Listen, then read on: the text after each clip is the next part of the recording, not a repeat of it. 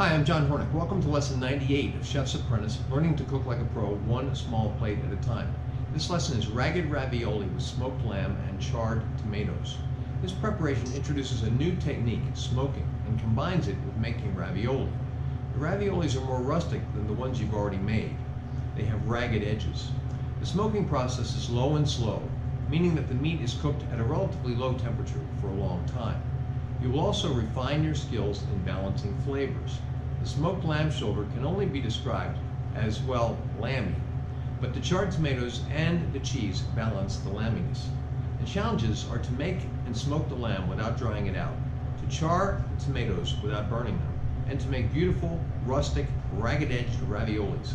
Techniques today are dicing and chopping, making a marinade, seasoning, marinating, and smoking, adjusting seasoning, roasting, charring, making a pasta and making ravioli, plating, and garnishing from on high. So let's start cooking. Now for the mise en place for 98, we're going to need about 1 pound of lamb shoulder with the bone in. Okay, now I found these at the store in the form of chops, but you can also find it in one piece that has bone running through it, but about 1 pound of lamb shoulder, bone in. In addition to that, we're going to need to have about 1.5 cups of Greek yogurt. I like the Fage brand, that's F-A-G-E. It's thick. You can use either the zero fat or I know they have a full fat. I'm not sure whether there's a 1% fat too, but I'm using the zero fat because I think it's great the way it is. We need about a cup and a half of that, and about 1 tablespoon of sriracha chili sauce.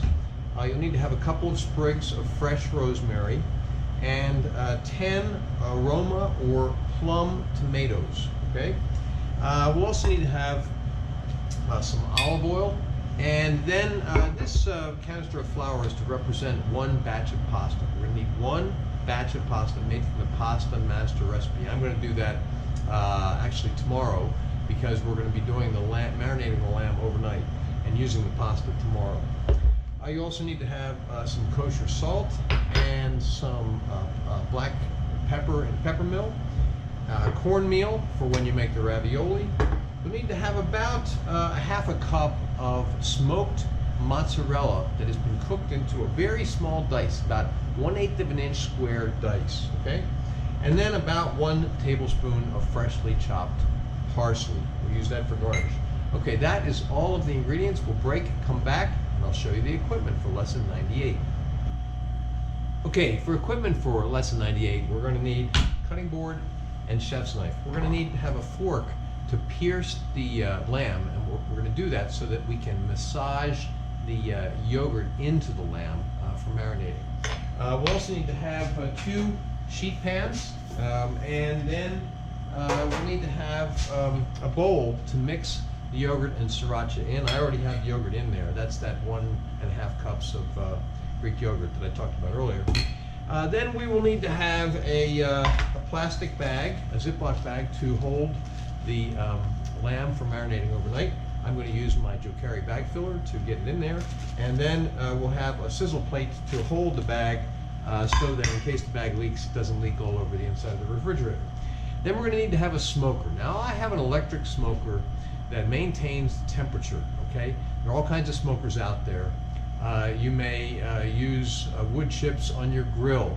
You may have your own method of smoking. You may have a smoker that goes on your stovetop grill. Whatever smoker you're comfortable with, whatever smoker you have, we're going to be using that. And of course you'll need some wood chips to do the smoking. And I've given a source for the type of smoker that I use in the description. Okay. We'll also need to have a thermometer to monitor the temperature, and the probes. Now there's a probe that goes inside the meat, and there's another one that just goes inside the smoker, so you can know what your smoker temperature is, and you can know what your internal meat temperature is. Okay. Then we'll need to have a small bowl to mix the shredded lamb with yogurt mixture later on. We'll need to have a bowl to receive the tomatoes after they have been torn apart. And then we'll need to have all of the equipment that you would use to make your batch of pasta. Okay, so normally you'd use a pastry knife and a fork, and then we'll also need to have a pasta machine. And then we'll also need to have, we'll need to have the pastry knife for making the ravioli and a pastry brush. And then finally, we will need to have a pasta pot that's already on the stove, okay, so we can boil the pasta, cook the pasta. All right, that's all the equipment we need. We'll break, come back, and start cooking. Okay, the first thing on our prep list is to mix the yogurt and the sriracha. All right, so we have the yogurt already in this bowl here. I'm going to add about a tablespoon of sriracha, okay? And then we're just going to mix that up.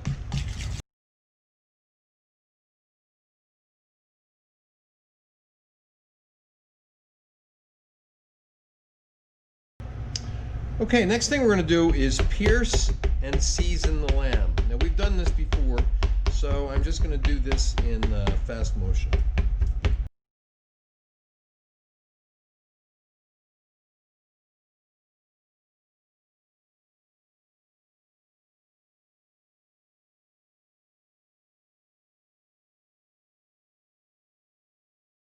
Okay, now next we're going to knead a little bit of the yogurt into the lamb.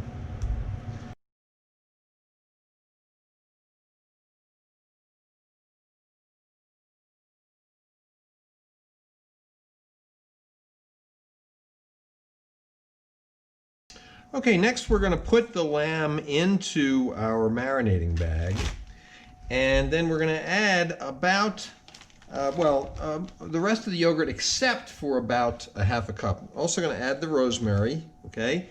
And like I said, then we're going to add some more of that yogurt, except about a third to a half a cup of it. We're going to save that for mixing with the lamb later on, all right? Okay, now what we want to do is seal up the bag as we've done before. Try to get air out of it. Seal it up.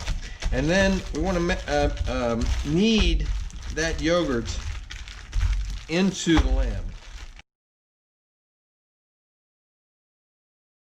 Okay, then we're just going to put it onto our sizzle plate and put it into the refrigerator overnight. Okay, we are ready to smoke the meat, and now I've already set the smoker to 225 degrees, and I have the wood chips here. I don't like to add the wood chips until after I put the meat into the smoker, because when I open if I've already put the wood chips in there and the smoke is built up, then when I open the door, a lot of that smoke escapes. So I put the meat into the smoker, then I add the wood chips. Now I have the meat here in a pan that I use in the smoker, which has been lined with aluminum foil, which, as you know, I don't use much foil. This is foil I've used on other occasions, and I'm repurposing. Now I want to insert the temperature probe into the meat in the thickest part of the meat where there isn't any bone. Oh, and also, when you take your lamb out of your marinade, if it's got a lot of the marinade on it, so basically you can't see the meat, wipe it off. You just want to leave a coating of the marinade on the meat, but not big globs of the marinade. Okay, now we're going to put this into the smoker. We have our temperature, our thermometer here, so we can register the temperature, watch the temperature of the meat as it smokes. And it's going to take, it's hard to say, when you have a big thick piece of meat with the bone in it, it's usually 4 to 6 hours, but since I have this in the form of chops and they're thinner, it may take less time. Right, into the smoker. Okay, so I've taken the lamb out of the smoker. It has a nice brown color to it.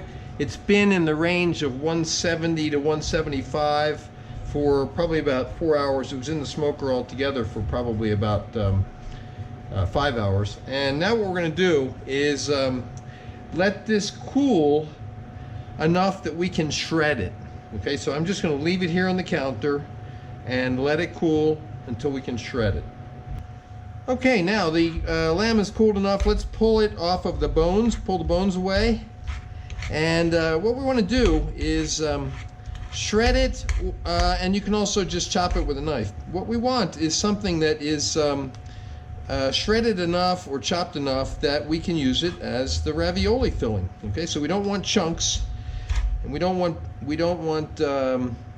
long shreds. We want something that will make a nice, like almost like a minced ravioli filling.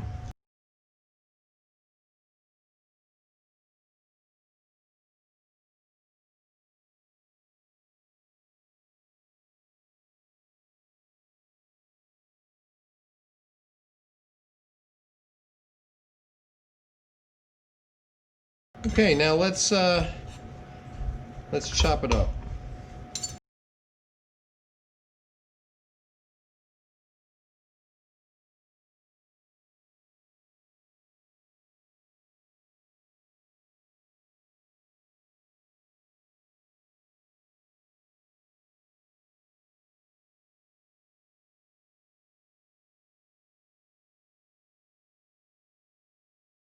Okay, there we go. We have here minced pork. It's, you know, it's still got some little pieces in it, but no big pieces. Okay, and it's looking good. Okay.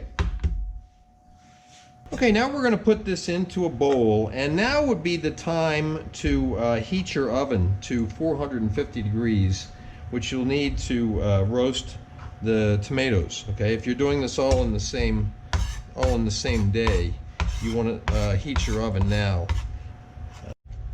All right, now the next thing we want to do is add the pan juices from the smoking to the lamb. And if there's a little bit of fat in there, that's not a problem, because this is a shoulder meat.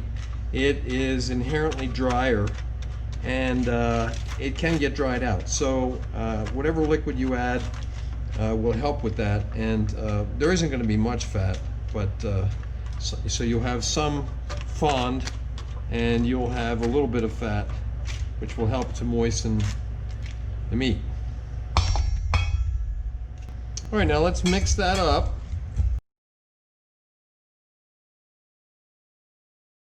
All right, now let's just adjust the seasoning. Now let's taste it first. Remember, we put salt and pepper on the outside of the lamb, but now it's been shredded. So let's add a little bit of salt and some pepper. Mix that up. Taste it again.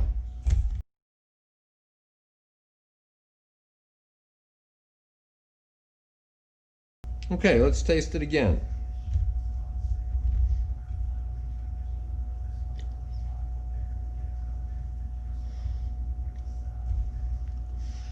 Okay, good. All right. Next thing we're going to do is add some of the yogurt that we had left. Now remember, we kept out about a half a cup. Now will we need a half a cup? We'll have to see. We're going to mix some up in there. Probably used about half of it so far. We want to moisten the lamb, but we don't want the yogurt to overpower the lamb, all right? So we need to have a nice balance. We want to make it kind of pasty. That'll make it easier to use it as a filling for the ravioli. Okay, now I'm going to use just a little bit more of that yogurt.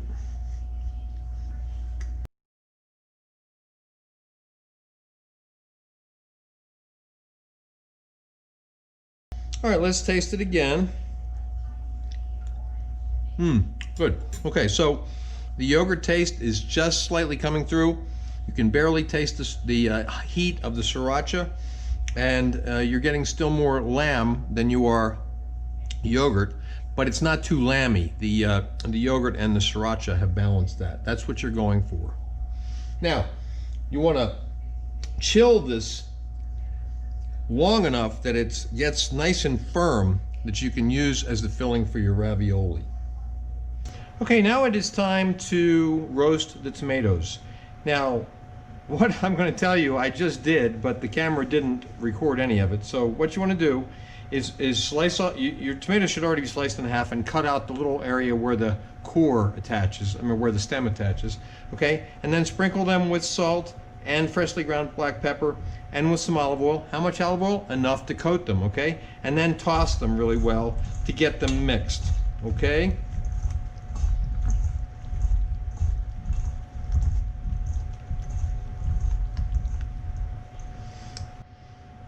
All right, next you want to place all of your tomatoes cut side down on your oiled sheet pan, olive oiled sheet pan, and keep the bowl that you did the tossing in because there's some liquid in there. We're going to mix that with the tomatoes later on. Now you want to put this in the oven and roast for 30 to 40 minutes. I want to turn once somewhere along the way, but we want them to start to look a little charred, okay? Not burned, but a little blackened, a little bit past browned, slightly charred. 30 or 40 minutes in the oven. Okay, now we're going to roll out our pasta. Now, I made this pasta yesterday. I wrapped it in a damp towel, kept it in the fridge. Took it out a little while ago, brought it to room temperature, and dusted it with some flour. Now, what we want to do is get it to be about 4 inches wide. Now, it's already about 4 inches wide, but when we put it through the rollers, it's going to get wider, okay? So what I'm going to do is put it through the rollers on setting number 1. And then I'm going to fold it so that after it goes through the rollers again, it's about 4 inches wide. And if it doesn't work the first time, we're going to try it again until we get it to be about 4 inches wide, okay?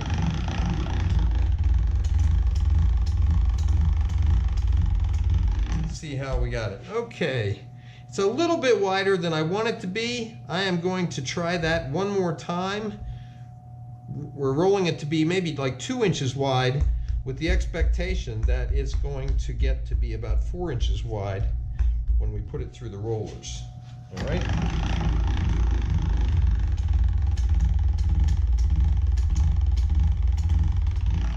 Let's see how it looks. Okay, good. That looks like it's about 4 inches wide. Now what we're going to do is we're going to roll this out to about setting number 6 so we have sheets that we can use to make ravioli. I'm going to do that on fast motion.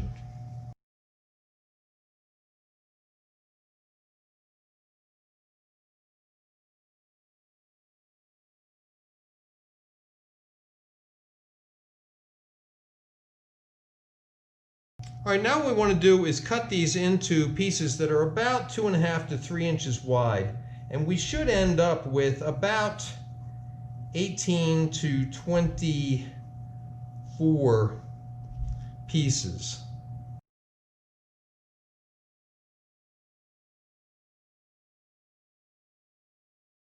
All right, we have, I think we have 27, which is a little bit more than I thought we would have, and maybe I cut a couple of them a little bit thinner than I should have. But what we're going to do now is we're going to put the filling onto the pasta, and you want to use about, it's a little less than, it's probably about a tablespoon if it was a level tablespoon, okay? And what we're going to do is we're going to put that, let's see, I want to make sure I can put it on one that's on the camera at the moment. Yep, it's too big, okay. All right, now let's put it into like an oblong, like almost an oval-shaped piece, all right? And we're going to put that down on the pasta, not in the center, but on one side of the center, okay? And we're going to do that with each one. I'll adjust the camera when I start to work on the pieces that are not on camera at the moment.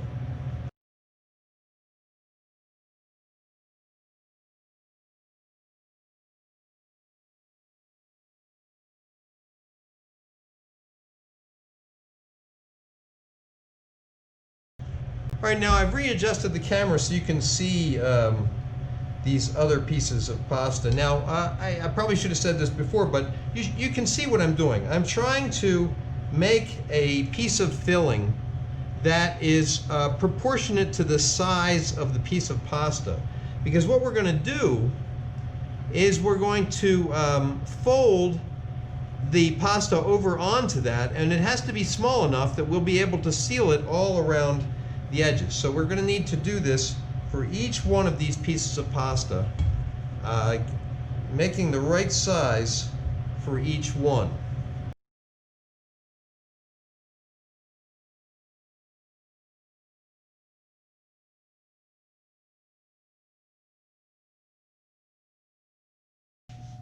Okay, now what we're going to do is I'm going to try to pick up some of this debris that fell from the stuff from the filling. Normally I wouldn't have rolled those right over the pasta, but I was doing it that way because it was on the camera, and I wanted you to be able to see it. Okay, now what I'm going to do now is I'm going to brush and seal each one of these raviolis, okay? And I'm going to do them one at a time, carefully. Then, after they're sealed, lift them up and put them onto the sheet pan that has been dusted with cornmeal. Okay.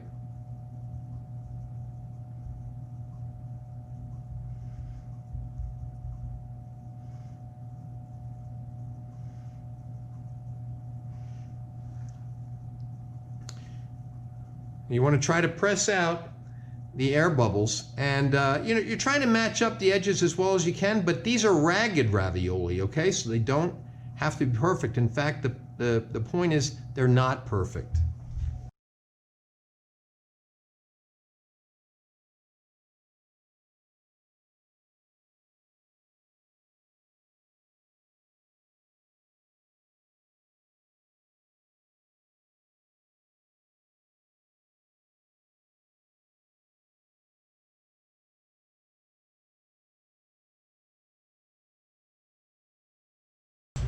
Now, I've noticed that the pasta is getting to be a little bit dry. Now, that's partly because I am at high altitude. You may not have this problem depending on where you are, but because they're getting a little dry, I'm going to moisten the remaining pieces and then go back to what I was doing.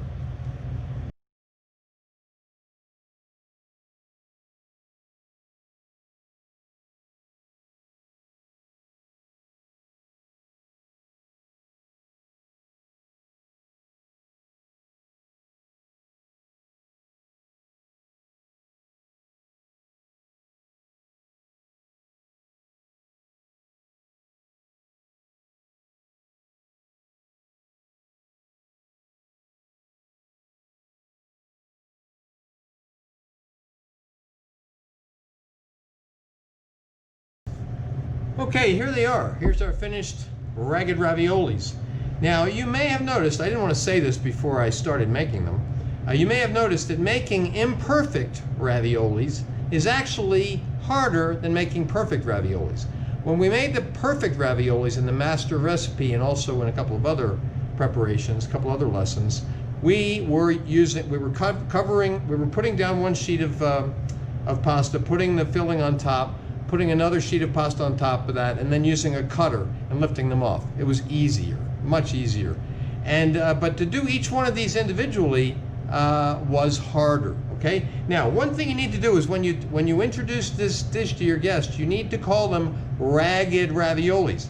That's so that they won't look at them and say, "Wow, these are weird-looking raviolis. They're not perfect at all." Point is, they're not supposed to be perfect. Okay, so if we're going to be cooking these, you can just cooking these a la minute, you can just leave them out. If you're going to be cooking them, say, a few hours later or the next day, just cover them, put them in the fridge. Okay, let's check our tomatoes. They're looking good. They're starting to get a little char on them there. Let's turn them over. And this would also be the time to bring your pasta water to a boil. It may boil a little bit sooner than you're going to need it. If it does, you can just turn it down till you're ready. But now would be the time to start, okay?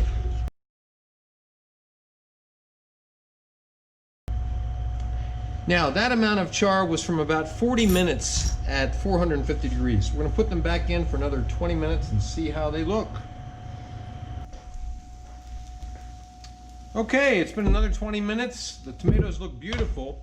What we're going to do is put them into the bowl that we used to toss them earlier, and you can see that nice char on the bottom of that tomato. Put them all into the bowl, and then we're going to let them cool enough that we can kind of tear them apart.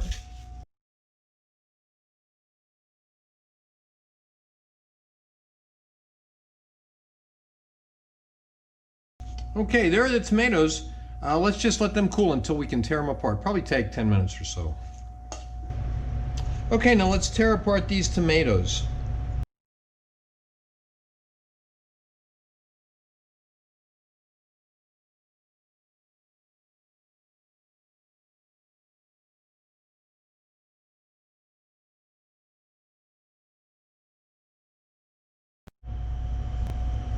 Okay, now they look beautiful. Okay, now we just tore them apart so that we don't have whole tomatoes that we plate up on each person's plate. Now let's taste them. Okay, I think they need just a little bit of salt, and we're going to add just a little bit of pepper as well, and toss them to mix. Then we're going to keep them warm until we're ready to plate up.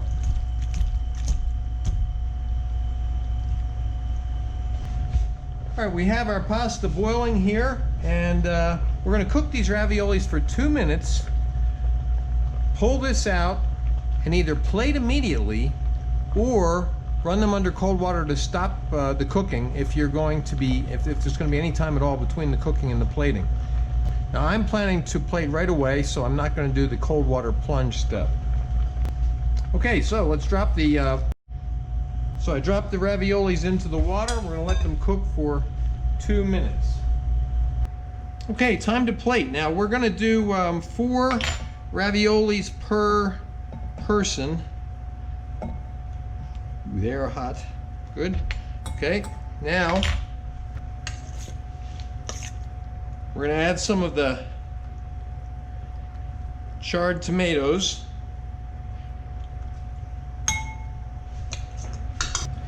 Then our cheese.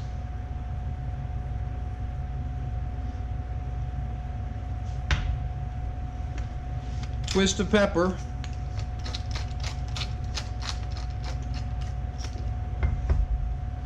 Just a little bit of olive oil, a little drizzle. And then garnish with some parsley. Okay, that is lesson 98, ragged ravioli with smoked lamb and charred tomatoes. You can see photos of the final dish at my Instagram, which is at Chef's Apprentice, Cook Like a Pro. Next up is the last lesson in the course, but it's actually 5 lessons in one. It's the ultimate challenge, and it's called All Your Ducks in a Row. And then once you cook the ultimate challenge, all of your ducks will be in a row from a cooking standpoint. Please remember to subscribe to my channel, and thanks for watching.